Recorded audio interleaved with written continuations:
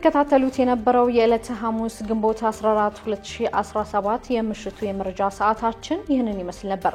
አብራችሁን ስለነበራችሁ ከልብ እናመሰግናለን። በያላችሁበት መልካም ምሽት። በመጀመሪያ ክፍለ ጊዜ የመረጃ ጥንቅራችን የትግራይ ክልል ጊዜያዊ አስተዳደር ፕሬዝዳንት ታደሰ ወረደ ከአሜሪካ ከፈረንሳይና እንግሊዝ አምባሳደሮች ጋር ተከታታይ ስብሰባዎችን ማካሄዳቸውን በህንድ የኢትዮጵያ ኤምባሲ አምባሳደር ፍስሐ ሻውል የህንድና የፓኪስታንን ግጭት በተመለከተ የሰጡት አስተያየት ከአውድ ውጭ ተተርጉሟል ማለታቸውን እንዲሁም ኢሰመኮ በሕክምና ተቋማት የሥራ ማቆም አድማና በሚወሰዱ እርምጃዎች የሰብአዊ መብት ጥሰት እንዳይከሰት ማሳሰቡን የተመለከቱ መረጃዎችን ይዘናል። አብራችሁን ቆዩ። የትግራይ ክልል ጊዜያዊ አስተዳደር ፕሬዝዳንት ታደሰ ወረደ ከአሜሪካ ፈረንሳይና እንግሊዝ አምባሳደሮች ጋር ተከታታይ ስብሰባ አካሄዱ። የአሜሪካው አምባሳደር በኢትዮጵያ አርቬን ማሲንጋና የፈረንሳይ አምባሳደር ሬሚ ማሬቾ በተናጠል የትግራይ ክልል ጊዜያዊ አስተዳደር ፕሬዝዳንት ሌተናል ጀነራል ታደሰ ወረደን በመጥራት ስለ ትግራይ ክልል ወቅታዊ ሁኔታ ውይይት ማድረጋቸውን ለማወቅ ተችሏል። በኢትዮጵያ የአሜሪካ አምባሳደር አርቬን ማሲንጋ ከትናንት በስቲያ ወደ ትግራይ ክልል ሽረ ከተማ ከትግራይ ጊዜያዊ አስተዳደር ባለስልጣናት ከህወሓት አመራሮችና ከታጣቂ አዛዦች ጋር ከመወያየታቸው በተጨማሪ በከተማዋ የሚገኙትን ሁለት የተፈናቃዮች መጠለያና በመጠለያዎች ውስጥ የሚገኙትን ተፈናቃዮች ወቅታዊ ሁኔታ ከጎበኙ በኋላ ባዩት ነገር ማዘናቸውን ገልጸዋል። በዚህ ወቅት ጀነራል ታደሰ ወረደ ጅማ ከተማ አምርተው እንደነበር የተገለጸ ሲሆን ትናንት ግን አምባሳደሩ አዲስ አበባ በሚገኘው ቢሮአቸው የክልሉን ፕሬዝዳንት በመጥራት ማነጋገራቸውም ታውቋል። አምባሳደር አርቬን ማሲንጋ የፕሪቶሪያው ስምምነት ተግባራዊ ለማድረግ አስፈላጊውን ድጋፍ እንደሚያደርገውም ለጀነራል ታደሰ ገልጸውላቸዋል። ፕሬዝዳንቱ በበኩላቸው ተፈናቃዮችን መመለስ ቀዳሚ ስራቸው ለማድረግ ማቀዳቸውን ተናግረው የፕሪቶሪያው ስምምነትን በተመለከተና ሌሎች ጥያቄዎች ለመመለስ ከፌደራል መንግስት ጋር በመነጋገር እየሰሩ መሆናቸውንም ገልጸዋል። ይህ በእንዲህ እንዳለ የፈረንሳይ አምባሳደር ሬሚ ማሬቾ ሌተናል ጀነራል ታደሰ ወረደ ጋር ውይይት ማድረጋቸው ከትግራይ ክልል ፕሬዝዳንት ጽሕፈት ቤት ያገኘነው መረጃ ያመለክታል። በውይይቱ ወቅት ሌተናል ጀነራል ታደሰ የተፈናቀሉ ዜጎች በአስቸኳይ ሁኔታ ውስጥ እንደሚገኙና በፍጥነት ወደ ቤታቸው መመለስ ካልቻሉ ከፍተኛ አደጋ እንደሚፈጠር ለአምባሳደሩ ተናግረዋል ያለው የጽሕፈት ቤቱ መግለጫው አምባሳደር ማሬቾ በበኩላቸው የፕሪቶሪያው ስምምነት በአግባቡ ተግባራዊ ለማድረግ አገራቸው አስፈላጊውን ድጋፍ እንደምታደርግ ቃል መግባታቸውን አስታውቀዋል። ዛሬ ሐሙስ ግንቦት 14 2017 ደግሞ ሌተናል ጀነራል ታደሰ ወረደ የታላቋ ብሪታንያ አምባሳደር በኢትዮጵያ ዳረን ዊልች ጋር ተመሳሳይ ይዘት ያለው ስብሰባም አድርገዋል። በህንድ ኢትዮጵያ ኤምባሲ አምባሳደር ፍስሐ ሻውል የህንድና የፓኪስታንን ግጭት በተመለከተ የሰጡት አስተያየት ከአውድ ውጭ ተተርጉሟል አለ። በህንድ የሚገኘው የኢትዮጵያ ኤምባሲ አምባሳደር ፍስሐ ሻውል የህንድና የፓኪስታን ግጭትን በተመለከተ የሰጡት አስተያየት ከአውድ ውጭ ተተርጉሟል ሲል መግለጫ አውጥቷል። ኢትዮጵያ ከሁሉም ሀገራት ጋር ሚዛናዊ የሆነ ወዳጅነት እንዲኖራት ትሻለች ያለው የኤምባሲው መግለጫ በዚህ መንገድ እንደምትሰራም ጠቅሷል። በህንድ የኢትዮጵያ አምባሳደር ፍስሐ ሻውል በቅርቡ በህንድና በፓኪስታን መካከል የተነሳውን ግጭት በተመለከተ በህንድ ለሚገኝ አንድ ሚዲያ በሰጡት ቃለ ምልልስ የግጭቱ መንስኤ ፓኪስታን እንደሆነች ጠቅሰዋል። በፓኪስታን የሚንቀሳቀሱ ታጣቂዎችን እርሳቸውም ሆኑ ሀገራቸው እንደምትቃወም የጠቀሱት አምባሳደሩ ይህ እንቅስቃሴም ተቀባይነት የሌለው ነው ብለዋል። የኢትዮጵያና ህንድ ዘመናዊ ዲፕሎማሲያዊ ግንኙነት ከ7 10 ዓመታት በላይ ያስቆጠረ መሆኑ የሚታወቅ ሲሆን የኢትዮጵያና ፓኪስታን ዲፕሎማሲያዊ ግንኙነትን 65 ዓመታት ያስቆጠረ መሆኑ በማንሳት የተለያዩ አካላት የአምባሳደሩ ንግግር ላይ ጥያቄ እያነሱም ይገኛሉ። የአምባሳደሩ ንግግር ሚዛኑን ያልጠበቀና ዲፕሎማሲያዊ ግንኙነትን የሚጎዳ ነው ሲሉም ገልጸዋል። ኢትዮጵያም ከሁለቱም ሀገራት መካከል ግንኙነት የረጅም ዓመታት ዲፕሎማሲያዊ ዝምድና ያላት ሀገር ስትሆን በቅርቡ የፓኪስታንና አፍሪካ ሀገራት የንግድ ትስስር ለማጠናከር ያለመ ጉባኤ በአዲስ አበባ ለማካሄድ ማቀዷም ይታወሳል። ኢሰመኮ በሕክምና ተቋማት የሥራ ማቆም አድማና በሚወሰዱ እርምጃዎች የሰብአዊ መብት ጥሰት እንዳይከሰት አሳሰበ። የኢትዮጵያ ሰብአዊ መብቶች ኮሚሽን ኢሰመኮ ከግንቦት 5 ቀን 2017 ጀምሮ በተለያዩ የሀገሪቱ ክፍሎች በሕክምና ባለሙያዎች እየተካሄደ ያለው የስራ ማቆም አድማና ተከትለው የመጡ ያለውን የመንግስት እርምጃዎች የሰብአዊ መብት ጥሰቶች እንዳይከሰቱ በወጣው መግለጫ አሳስቧል። ኢሰመኮ ከአዲስ አበባ በተጨማሪ ከአጋሮ፣ ከአርባ ምንጭ፣ ከባህር ዳር፣ ከፍቼ፣ ከጎባ፣ ከሐዋሳና ከጅማ ከተሞች መረጃ አሰባስቤያለሁ ብሏል። በዚህም የሕክምና ባለሙያዎች የደሞዝ ጥቅማ ጥቅም፣ ከሙያ እድገት እድሎች እንዲሁም ከምቹ የስራ ቦታና የስራ ቦታ ነፃነትን ጨምሮ የ12 ነጥብ ጥያቄዎች ሚያዝያ 3 ቀን 2017 ለጤና ሚኒስቴር አቅርበው ምላሽ ባለማግኘታቸው የስራ ማቆም አድማ ማድረጋቸውንም አስታውሷል። ኢሰመኮ ጉዳዩን አስመልክቶ የጥቁር አንበሳ፣ የቅዱስ ጳውሎስ፣ የቅዱስ ጴጥሮስና የዳግማዊ ምኒልክ ሆስፒታል ኃላፊዎች በማነጋገር መረጃዎችን ማሰባሰቡንም ገልጿል። በዚህም በጽኑ ህሙማን ማዕከል የሚገኙ ታካሚዎች በሐኪሞች እጥረት ተገቢው ሕክምና ማግኘት አለመቻላቸውን፣ ከክልል የመጡ ታካሚዎች ለእንግልት መዳረጋቸውን እንዲሁም አንዳንድ ሆስፒታሎች በባለሙያዎች እጥረት ሳቢያ ሰራተኞቻቸው ለረጅም ጊዜ እንዲሰሩ መገደዳቸውንም አረጋግጧል። በሌላ በኩል ፖሊስ በማህበራዊ ሚዲያ ቅስቀሳ አድርገዋል ወይም ባልደረቦቻቸውን አስፈራርተዋል ያላቸውን የሕክምና ባለሙያዎች በቁጥጥር ስር መዋሉን የገለጸው ኢሰመኮ የእነዚህ ባለሙያዎች አያያዝን እየተከታተለ መሆኑንም ጠቅሷል። የኢሰመኮ ዋና ኮሚሽነር ብርሃኑ አዴሎ የጤና ዘርፍ የስራ ማቆም አድማ በህብረተሰቡ ጤናና ህይወት ላይ አሉታዊ ተጽዕኖ ሊያስከትል እንደሚችል አስጠንቅቀው መንግስት የባለሙያዎችን ጥያቄዎች ግልጽና አሳታፊ በሆነ መንገድ እንዲፈታም ጥሪ አቅርበዋል። የተወደዳችሁ ተመልካቾቻችን እየተከታተላችሁ ያላችሁት ከአባይ ቴሌቪዥን የወደ ዜና የመረጃ ሰዓታችን ቀጥሏል። ወደ ሌሎች ተጨማሪ መረጃዎች ስናልፍ ደግሞ የፕሪቶሪያ የሰላም ንግግርን ለመፈረም በተቃረበበት ወቅት ስምምነቱን የሚያደናቀፍ ሂደት ተፈጥሮ እንደነበር አምባሳደር ሬድዋን ሁሴን እና አቶ ጌታቸው ረዳ መናገራቸውን እንዲሁም በዲላ ከተማ የንጥቂያ ስርቆት ወንጀሎች መበራከታቸውን ተከትሎ በሞተር ሳይክል ተሽከርካሪዎች ላይ የሰዓት ገደብ መጣሉን ጨምሮ ሌሎች መረጃዎችን እያሱ በለጠ እንደሚከተል ያስደምጠናል። የፕሪቶሪያው ሰላም ንግግር ለመፈረም በተቃረበበት ወቅት ስምምነቱን የሚያደናቅፍ ሂደት ተፈጥሮ እንደነበር አምባሳደር ሬድዋን ሁሴንና አቶ ጌታቸው ረዳ ተናገሩ። የፕሪቶሪያው ሰላም ንግግር ዋና ተደራዳሪዎች የነበሩት የብሔራዊ መረጃና ደህንነት አገልግሎት ዳይሬክተር ጀነራል አምባሳደር ሬድዋን ሁሴንና የጠቅላይ ሚኒስትሩ የምስራቅ አፍሪካ ጉዳዮች አማካሪ ሚኒስትር አቶ ጌታቸው ረዳ ስለ ፕሪቶሪያው ሰላም ስምምነት አስተያየታቸውን ሰጥተዋል። ለጦርነቱ መጀመር በሁለቱም ወገኖች ብቻ ሳይሆን ተጨማሪ ኃይሎች ጣልቃ የገቡበት በመሆኑ ግጭቱ መቅረት ያልቻለበት እንደነበር ያስታወሱ ተደራዳሪዎቹ ጦርነቱን ለማቆም ግን በቂ እንቅስቃሴዎች አልተደረጉም ሲሉ ተናግረዋል። ጦርነቱ ሲደረግ በነበረበት ወቅት ግጭቱን ለማስቆም የተለያዩ ንግግሮች ሲደረጉ እንደነበር የጠቀሱት አቶ ጌታቸው ረዳ በተለይ በሲቪል አመራሩ በኩል ይዋጣልን የሚል ስሜት መኖሩ ሁኔታው እንዳባባሰውና የማቀራረብ ሂደቱ ላይ እንቅፋት መሆኑን ተናግረዋል። ሁለተኛውም ሶስተኛውም ውይይት እያደረግን ነበር። በአጋጣሚ እኔም ክቡር አምባሳደሩም የተሳተፍንባቸው 2-3 አጋጣሚዎች ነበሩ።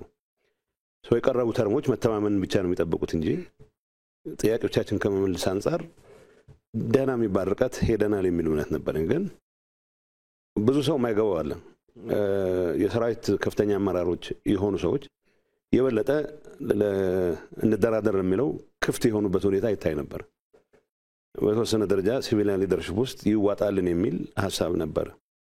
ይሄ ገሌን ብቻ እኔም ይዋጣልን ከሚሉት ስለነበር ራሴን ነፃ ላረግ አልችልም።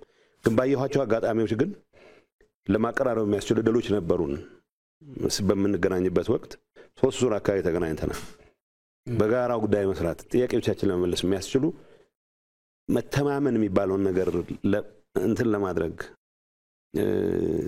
ለመሞከር ለመፈተሽ ራሱ ዝግጁነት ቢኖር ኖሮ አቮይድ ማድረግ እንችል ነበር የሚል እምነት አለ። ከፕሪቶሪያው ሰላም ስምምነት በፊት በሲሼልስና በጅቡቲ ስምምነት ለመፈጸም ተቃርበን ነበር ያሉት አቶ ጌታቸው ነገር ግን በእኛ መካከል የነበሩ አንዳንድ አመራሮች በንግግሩ ሂደት ላይ ሌላ አካል እንዲገባ በመፈለጋቸው ስምምነቶች ፈርሰዋል ብለዋል። አክለውም አሁን ድረስ ለምን ስምምነት ተደረገ የሚሉ ግለሰቦች አሉ ሲሉም በንግግራቸው ጠቅሰዋል። ፕሪቶሪያም ራሱ በደረስንበት ደረጃ ተፈርሞ ፕሪቶሪያ መፈረም አልነበረበትም ብሎ የሚያስብ አለ፣ አሁን የሚፎክር አለ። ስለዚህ ፕሪቶሪያ መፈረም አልነበረበትም የሚል ሐሳብ የነበረው ሰው አልነበረም በዛን ሰዓት። መፈረም ነበረበት። እኔም ጸጸትበት ነገር የለም ማለት የሆነ አቋም ይዤ መንቀሳቀስ ግን አቋምህ የያዝከው አቋም መጨረሻ ላይ ውጤት የሚያስገኝበት መንገድ የግድ ጠመንጃ በመያዝ ብቻ አይደለም። በሰላማዊ መንገድ ልታስፈጽመው ይችላል በምትልበት ሰዓት የምትወስዳቸው ውሳኔዎች አሉ።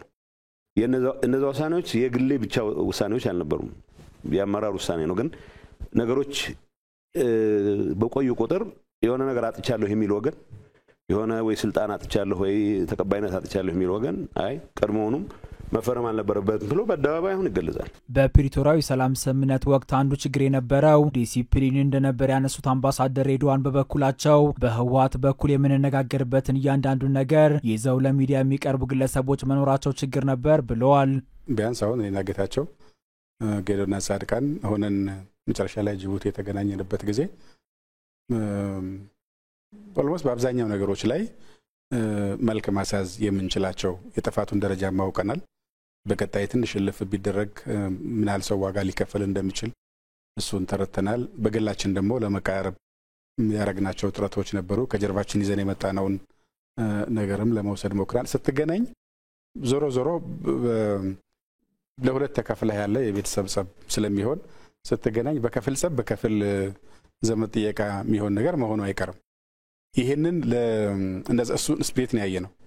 ምክንያቱም አብረውን የነበሩ ሰዎችን አስወጥተን ብዙውን ፕሪቶሪያ ነው አደራዳሪዎችና ታዛቢዎችን አስወጥተን ብቻ የተነጋገረ የሚመስለው እንጂ ጅቡቲም ስናረግ እንደሱ ነው። አሜሪካኖቹን የነበሩትን ውጡ ብለን ሽን ጠይቃችሁ ሲባልም ካልፈልግናችሁ እንዳትመጡ ብለን ሻይ ሲቸግሩ ጠይቁ ሲባል እሱንም እንደውላለን ብለን ለብቻችን ያወራ ነው። እሱን ስፒሪት መታየው የሆነ ኤሌመንት አለው። ታዲያ ምንድን ነው እዚህ ውስጥ የሚያስገባን ነገር ብለህ ለመጠየቅ የሚያስገድድህ ነገር አለው። መሻገር የሚገባን ችግር እንዳለ ስትገናኝ ሁለቱም ጋር የደረሰውን ጥፋት አይተው ዞሮ ከጋራ ቤት የሚቀነስ ነገር ነው የሚል ነገር ወስደሃልና ግን ስቲል እዛም ሆነን የማይፈልጉ ሰዎች ተነበሩ። ለምሳሌ የደረስንባቸውን ትንሽ ለማቃረብ ያግናቸው ሙከሮች ለሚዲያ በመበተን ንግግሩ እንዲከሽፍ ያደረጉ ሰዎች ደግሞ ተፈጠሩ በሂደቱ። ከዛ ደግሞ እሱ በቀን ሰዎች አይፈልጉ ማለት ነው የሚል ደግሞ በነበረው ጥርጣሬ ላይ ስለምትጨምርበት የምታረገው ሙከራ የላንቴካ ያስመስለዋል። የምር ያልሆነ ዝም ብለህ ለመፈታተሽ ቢያረከው ያስመስለዋልና ጥርጣሬው ዲፕ በመሆኑ ትናንሽ ስህተቶች፣ ትናንሽ አለመግባባቶች፣ ትናንሽ የአያያዝ ስህተቶችም ነገሩ ወደ ኋላ እንዲያፈገፈገ ያደርጋሉ እንጂ የመጨረሻው ጅቡቲ በነበረውም ላይ ያረግነውን ግን ተንተርሰን ወደ ፊት ለፊት ጥሎ ብናወጣው ኖሮ በዛ መሐከልና ከጥሎ ፕሪቶሪያ በሄነው መሐከል የነበረን ደግሞ እንደገና ጉዳት መቀነስ እንችል ነበር ማለት አለኝ። እውነታውን ተቀብሎ መሄድ ላይ ችግር እንደነበር ያስታወሱት አምባሳደሩ እኛ ከመንግስት ውጪ መሳሪያ መያዝ ስለማይቻል ታጣቂዎቹ እንዲያስረክቡ የሚል ሐሳብ ነበረን። በአንጻሩ በነጌታቸው በኩል አሁንም መዋጋት እንችላለን የሚል ሐሳብ ነበር ብለዋል። ሌላኛው ችግር የአከራካሪ ቦታዎች ጉዳይ ነበር ያሉት አምባሳደር ሬድዋን በዚህ ጉዳይ ላይ በመጀመሪያ ሂደት ከስምምነት ተደርሶ እንደነበር ጠቅሰው በኋላ ላይ እንቅፋት ተፈጥሮ እንደነበር አብራርተዋል። እውነታውን መቀበልም ላይ በተፋው ነገርም ተነጋግረ አሁን እኛ ጋር ብረገት አድርገን ሁሉ ነገር በዛው ጨርሰ ነገር ለማምጣት የምናደርገው ግፊት ነበር። መሳሪያ እንኳን በ24 ሰዓት እንዲያስረክቡ የሚለው መንገፋ የነበረው ኢንፋክት መሬት ላይ አይሆንም። ከመላ የተበተነ መሳሪያ በ24 ሰዓት እንደማይመጣ ትገምታለህ። ግን እስከዛ ጫና ለማረበቀ መሳሪያ የሚባል ነገር ማየት አንፈልግም ከመንግስት ውጪ እና በዚህ መሳሪያ ነው እንደዚህ የምንጎዳው አይነት ስለነበረ እኛ ጋር ወደዛ ጫፍ እንወስደዋለን። እነሱ ጋር ደግሞ still we can fight አሁንም የመዋጋት እድል አለ። መዋጋት ካለብን አሁንም መዋጋት ስለምንችል ይሄን አጠይቁን በዚህ ርቀት ከሄዳችሁ የሰሬንደር ጥያቄ ይሆናል የሚል ደግሞ ወደ አቻነት ለመምጣት ደግሞ የመሞከር ነገር አለ። ከኛ ፓርቲ ያለው ቲው ደግሞ እንደ ያለቀ ነው ከፈለጋችሁ በቃ ነገ እንገባለን እንጂ ይሄን ካላላችሁ የሚል ነገር ታመጣልና ካለቀ በኋላ የመጣብን የዚህ የአከራካሪ ቦታዎች ጉዳይ የተመለከተው ኢሹ የነበረው ምክንያቱም በእኛ በኩል አይ ቲንክ ሶስተኛው ግጭት ሲካሄድ አንዱ ኢሹ ሆኖ መጥቶ የነበረው አከራካሪ ቦታዎችን በግድ እናስመልሳለን በሚል ነበር በቲፒኤልኤፍ ሳይድ እና ሶኛ ጋር የነበረው ዝግጅት ኦኬ ሶስተኛው ጦርነት ያካሄዱት ለዛ መሬት ከነበረ እነሱ ናቸው መጠየቅ ያለባቸው እኛ ለመልስ ነው የምንዘጋጀው እንጂ ምንለው ነገር የለም ብለን ተተነው ነበር። ምን በኋላ ስንሄድ እነሱ ተውት። እንደነ ሰዎች ተዋክተውበት ሲያበቁ እንዴት ነው አጀንዳ ማያመጡት የሚል ነበረን በእኛ ስለነበረ አናነሳም ብለን ተው ነው። እነሱም ሳያነሱት ልንፈራረም ደረሰን። ጋዜጠኛ ጠራን፣ እንግዳ መጣ። አዳራሹ ልንገባ ስንል ግን አራያ ጉዳይማ ካላለቀ እንዴት ነገሩ የሚያልቀው ወደሚል ወደ ዜሮ መመለስ መጣ። ሶሱ ትንሽ አካል ብሏል። ምክንያቱም እየመራን ለሄደን ሰዎች ይሄን ጉዳይ እንዳድስ ማንሳት የእንትንም ጉዳይ አለው፣ የፐርሰናል የቫልዩ ጉዳይም አለው። ለሀገር ምን ጠቅማል አይጠቅም የሚለው አንድ ጉዳይ ሆኖ ግን ሰው ፊት ተነጋግረህ ጨርሻለሁ ብለህ ወረቀት ላይ አስቀምጠህ ከዛ ግን የረሳሁት ነገር እኮ አለ አይባልም። ቢኮዝ ረስተን ሳይሆን የተውነው አውቀን ስንሄድ ጀምሮ ተነጋግረን የተውነው። እነሱ ደግሞ እዛ ላይ አለመነሳቱ ስለዚህ ተስማምተዋል ማለት ነው ለኛ የተወለን መንግስት ብለን እናነሳለን ስላሉ ጥበብ ነው ብለው ተውት። እኛ ደግሞ እነሱ ካላነሱት እኛ ማንሳት የለብንም ብለን ጥበብ ነው ብለን ተው ነው። ኋላ ግን ተገለበጠና ነገሩ ኢሹ ሲሆን ሊፈታብን ነበር የነበረው። የኢትዮጵያና ደቡብ ሱዳን መከላከያ ሰራዊት ኃላፊዎች በአዋሳኝ አካባቢ የሚንቀሳቀሱ ህገወጥ አካላትን በጋራ ለመግታትና በህግ ተጠያቂ ለማድረግ ተስማሙ። የኢትዮጵያና ደቡብ ሱዳን መከላከያ ሰራዊት ኃላፊዎች በሁለቱም ሀገራት አዋሳኝ ድንበር አካባቢ የሚንቀሳቀሱ ህገወጥ አካላት ሲሉ የጠሯቸውን አካላት በጋራ ለመግታትና በህግ ተጠያቂ ለማድረግ ተስማምተዋል። የሁለቱ ሀገራት የጸጥታ አካላት በድንበር ላይ በሚገኘው ፓጋክ በአዋሳኝ ድንበር አካባቢ ቀጣይነት ያለው ሰላምና ጸጥታን በማጠናከር ላይ ያተኮረ ምክክር አድርገዋል። በኢትዮጵያና በደቡብ ሱዳን አዋሳኝ ድንበር አካባቢ የጋራ ሰላምን ለማጠናከር እየተሰራ እንደሚገኝ በኢፌድሪ የሀገር መከላከያ ሰራዊት ማዕከላዊ ዕዝ ዋና አዛዥ ሌተናል ጀነራል ዘውዱ በላይ ተናግረዋል። የኮንትሮባንድ እንቅስቃሴዎችን ለመግታትና ማህበረሰቡ ትስስሩ እንዲጎለበት የጸጥታ ኃይሉ በትኩረት እየተሰራ ነው ብለዋል። ሌተናል ጀነራል ዘውዱ በሁለቱ ሀገራት መካከል ለረጅም ዘመናት የዘለቀውን ወንድማማችነት ለማስቀጠል በድንበር አካባቢ የሰላምና የጸጥታ ጉዳዮችን ማጠናከር አስፈላጊ እንደሆነና ዘላቂ ሰላም ለማረጋገጥ በአካባቢው ማህበረሰቦች መካከል ያለው ትብብር ወሳኝ መሆኑን አመላክተዋል። በድንበር ደህንነት ላይ ለመተባበር ውይይት የተደረገው በቅርቡ በኢትዮጵያ ድንበር አቅራቢያ በምትገኘው ናሲር የደቡብ ሱዳን የመንግስት ኃይሎች ከአካባቢው ዋይት አርሚ ሚሊሻዎች ጋር ግጭት ውስጥ መግባታቸውን ተከትሎ ነው። በደቡብ ሱዳን የመከላከያ ሰራዊት የአካባቢው ኮማንድ አዛዥ ብርጋዴር ጀነራል ዋልዲንግ በበኩላቸው ኢትዮጵያና ደቡብ ሱዳን ዓመታትን ያስቆጠረ ጠንካራ ግንኙነት እንዳላቸው አንስተዋል። በድንበር አካባቢ የሚኖሩ የሁለቱ ሀገራት ወንድማማች ህዝቦች የጋራ ሰላም ለማስጠበቅ የጸጥታ ኃይሉ በትብብር ይሰራል ማለታቸውን ብሔራዊ ቴሌቪዥን ዘግቧል። በዲላ ከተማ የንጥቂያና ስርቆት ወንጀሎች መበራከታቸውን ተከትሎ በሞተር ሳይክል ተሽከርካሪዎች ላይ የሰዓት ገደብ ተጣለ። በዲላ ከተማ በሁለት እግር ሞተር ሳይክል ተሽከርካሪዎች ላይ የሰዓት ገደብ መጣሉን የዲላ ከተማ አስተዳደር ፖሊስ አዛዥ ምክትል ኢንስፔክተር እድገት ህርባዬ ተናግረዋል። ከዚህ ቀደም የንጥቂያና ስርቆት ወንጀሎችን ጨምሮ የኮንትሮባንድ ዝውውሮች በምሽት በባለ ሁለት እግር ሞተር ሳይክል ተሽከርካሪዎች በብዛት ይፈጸሙ ስለነበር ከ12 ሰዓት በኋላ እንዳይንቀሳቀሱ ገደብ ተጥሎባቸው እንደነበር ያስታወሱት ፖሊስ አዛዡ በመሃል ወንጀለኞቹ መቀዛቀዛቸውን ተከትሎ ቁጥጥሩ ቀርቶ ነበር ብለዋል። በከተማዋ ከቅርብ ጊዜያት ወዲህ ደግሞ የትራፊክ አደጋዎች መበራከትና የንጥቂያና ስርቆት ወንጀሎች መመዝገብ መጀመራቸው ለቲክቫ አስረድተዋል። ይህንን ተከትሎ ከከተማዋ መንገድና ትራንስፖርት ጋር በመነጋገር በድጋሚ ከምሽቱ 12 ሰዓት በኋላ እንዳይንቀሳቀሱ ገደብ መጣሉን አስረድተዋል። የሰዓት ገደቡ የባንክ ቤት ሰራተኞችን፣ የጸጥታ ተሽከርካሪዎችና ልዩ ፍቃድ ያላቸውን እንደማያካትት ፖሊስ አዛዡ ተናግረዋል። በከተማዋ አንደኛ መንገድ የትራንስፖርት መጨናነቆች ስላሉ በቀንም ለሞተር ሳይክል ዝግ ነው ሲሉ አስረድተዋል። ኢራን የኒኩሌር ተቋማቷን ከእስራኤል ጥቃት ለመከላከል ልዩ እርምጃ እንደምትወስድ ዛተች። ከእስራኤልና አሜሪካ ጋር የገጠመችው ውዝግብ እንደ አዲስ እየናረ ነው የተባለላት ኢራን የኒኩሌር ተቋማቷን ከእስራኤል ጥቃት ለመከላከል ልዩ አጸፋዊ እርምጃ እንደምትወስድ የኢራን የውጭ ጉዳይ ሚኒስትር አስጠንቅቀዋል። የኢራንን የኒኩሌር መርሃ ግብር ለማስቆም የኢራንና የአሜሪካ መሪዎች የሚያደርጉ ድርድር እንደቀጠለ ነው ቢባልም ከአሜሪካ ድጋፍ የሚደረግላት እስራኤል የኢራንን የኒኩሌር ተቋማት ለመምታት መዘጋጀቷን የአሜሪካ መገናኛ ዘዴዎች ዘግበዋል። የአሜሪካ ቴሌቪዥን ጣቢያው ሲኤንኤን ከትላንትና በስቲያ ባሰራጨው ዘገባ እስራኤል የኢራንን የአቶሚክ ተቋማት ለመምታት መዘጋጀቷን የሚጠቁም መረጃ አሜሪካ ደርሷታል ብሏል። የኢራን የውጭ ጉዳይ ሚኒስትር አባስ አራጋቺ ጽዮናዊት ያሏት እስራኤል የኢራንን የአውቶሞቲክ ተቋማት ከነካች አሜሪካ ራሷ በቀጥታ ተጠያቂ ትሆናለች ሲሉ መናገራቸውን ደግሞ የጀርመን ድምጽ አስነብበዋል። የኢራኑ ትልቅ ዲፕሎማት በኤክስ ገጻቸው እንደጻፉት ዓለም አቀፉ ማህበረሰብ የመከላከል እርምጃ እንዲወስድ አሳስበዋል። የኢራን የአጸፋ እርምጃ ይዘት ጥንካሬና መጠን ዓለም አቀፉ ማህበረሰብ ያለበትን ኃላፊነት ለመወጣት በሚወሰደው እርምጃ ላይ የተመሰረተና የሚመጣጠን ነው ሲሉ የኢራን የውጭ ጉዳይ ሚኒስትር ገልጸዋል። የአሜሪካና የኢራን ባለስልጣናት ስለ ኢራን የኒኩሌር መርሃ ግብር የጀመሩትን ንግግር ነገ ሮም ጣሊያን ውስጥ ለመቀጠል ቀጠሮ እንዳላቸው ተዘግቧል።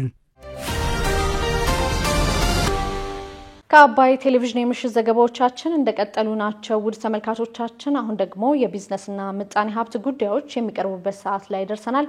መረጃዎቹን ሀና ፍስሐ ይዛለች። ተከታትለን እንመለስ። በድጋሚ አብራችሁን ቆዩ።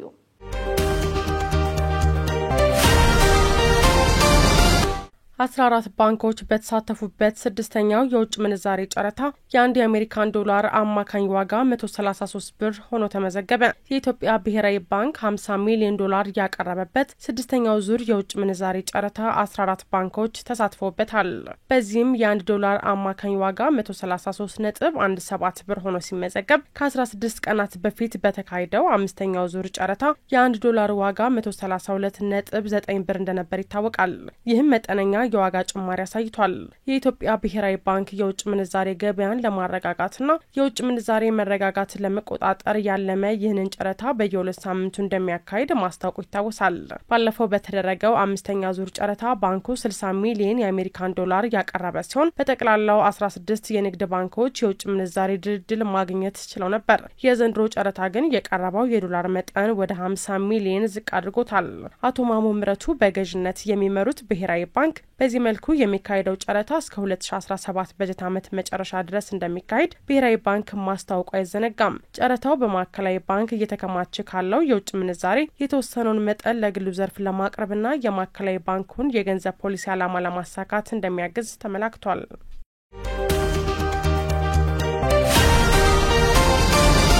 የኢትዮጵያ ግብርና ስራዎች ኮርፖሬሽን የመሬት ይዞታዎች በህገወጥ መንገድ መነጠቅና አደገኛ ኬሚካሎችን ማስወገድ ከአቅሙ በላይ መሆኑን አስታወቀ። በህዝብ ተወካዮች ምክር ቤት የመንግስት ወጪ አስተዳደርና ቁጥጥር ጉዳዮች ቋሚ ኮሚቴ የኢትዮጵያ ግብርና ስራዎች ኮርፖሬሽን በክዋኔ ኦዲት ዙሪያ በኦሮሚያና በሲዳማ ክልሎች በሚገኙ የተቋሙ ቅርንጫፎች በሚያደርገው የመስክ ምልከታ ዙሪያ ከኮርፖሬሽኑ አመራሮች ጋር ተወያይቷል።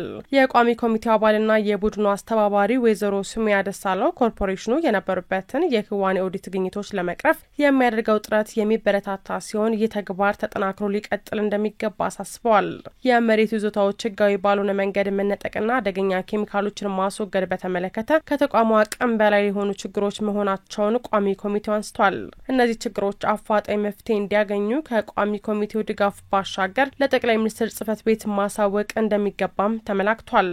የኢትዮጵያ ግብርና ስራዎች ኮርፖሬሽን ዋና ስራ አስፈጻሚ አቶ ክፍሌ ወልደ ማርያም በበኩላቸው ተቋሙ በ17 የኦዲት ግኝቶች ላይ የእርምት ማስተካከያ እንዲያደርግ በተሰጠው አቅጣጫ መሰረት ትኩረት ሰጥቶ እየሰራ መሆኑን ገልጸዋል። የተነጠቁ የመሬት ይዞታዎች በህግ እንዲመለሱና የሙጫ ምርት ፖሊሲ እንዲወጣ የቋሚ ኮሚቴው ገዛ አስፈላጊ እንደሆነም ዋና ስራ አስፈጻሚው ተናግረዋል። የኮርፖሬሽኑ ምክትል ስራ አስፈጻሚ አቶ ፈለቀ ገዛኸኝ ተቋሙ ያለበትን 850 ሚሊዮን ብር የኦዲት ግኝት በዘርፉ ላይቶ እርምት እያደረገ መሆኑን አቶ ፈለቀ ተናግረዋል። ግብርናውን ለማዘመን በምርጥ ዘር፣ በአግሮ ኬሚካል፣ በግብርና መሳሪያዎች አቅርቦትና በሌሎች ግብዓቶች ላይ በትጋት እየሰራ መሆኑንም ገልጸዋል።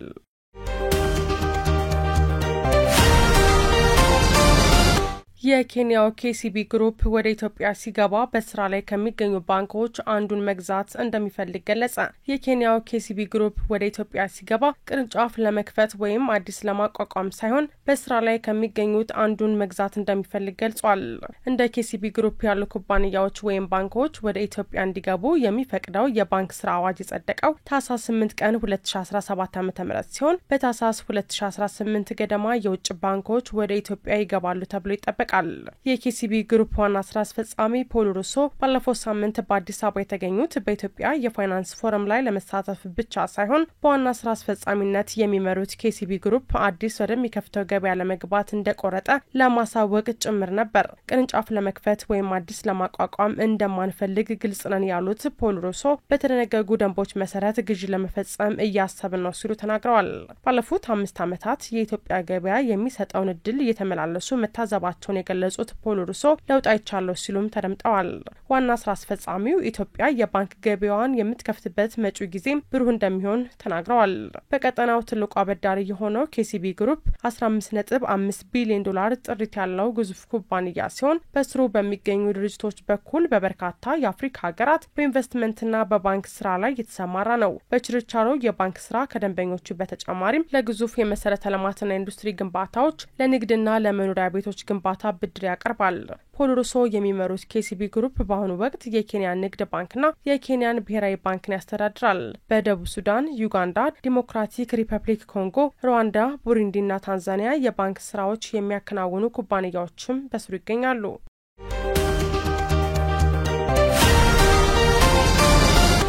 የግብርና ሚኒስቴር መኖ ላይ የተጣለው ታክስ እንዲነሳ ጠየቀ። መኖ ላይ የተጣለው ተጨማሪ እሴት ታክስ እንዲነሳ የግብርና ሚኒስቴር መጠየቁን አስታውቋል። የግብርና ሚኒስትር ዴኤታ ዶክተር ሶፊያ ካሳ ለአዲስ ዘመን ጋዜጣ እንዳስታወቁት ሀገሪቱ የምግብ ሉዓላዊነቷን ለማረጋገጥ የመኖ አምራቾች ላይ የጣለው ተጨማሪ እሴት ታክስ እንዲነሳ ጥያቄ መቅረቡን አብራርተዋል። ከዚህ ቀደምም ግብርና ሚኒስቴር ተጨማሪ እሴት ታክስ እንዲነሳ ለሚመለከተው የመንግስት አካል ጠይቆ ለተወሰነ ጊዜ ተነስቶ እንደነበር ዶክተር ሶፊያ አስታውሰዋል። ሆኖም አሁን ላይ ተነስቶ የነበረው እሴት ታክስ ዳግመኛ በመመለሱ ከመኖ አምራቹ ባለፈ አጠቃላይ ልማቱ ላይ ጫና የሚፈጠር መሆኑን ሚኒስቴሩ አምኖበት ጥያቄውን ማቅረቡን አስረድተዋል። በዋናነት የግብርና ምርታማነት እንዲያድግና የምግብ ሉዓላዊነታችንን እናስጠብቅ ከተባለ እንዲህ አይነት ታክሶች ሊነሱ እንደሚገባ የማስገንዘብ ስራ እየተሰራና ጥያቄውን በማቅረብ ምክክር እየተደረገበት መሆኑንም ሚኒስትር ዴኤታ ጠቁመዋል። ጤና ይስጥልን እንደምናምሽታችኋል ውድ ተመልካቾቻችን የዕለተ ሐሙስ ግንቦት 14 2017 ከአባይ ቴሌቪዥን የሚተላለፍላችሁ አውደ ዜናችን ተጀምሯል። በምሽቱ የዜና ወጃችን በርካታ ዘገባዎችን ወደ እናንተ እናደርሳለን። የቢዝነስና የምጣኔ ሀብት ዘገባችንም ሰዓቱን ጠብቆ ወደ እናንተ ይደርሳል። ዜናውን እየመራው ራቢያ ከድር ከእናንተ ጋር ቆይታ አደርጋለሁ። አብራችሁን ቆዩ።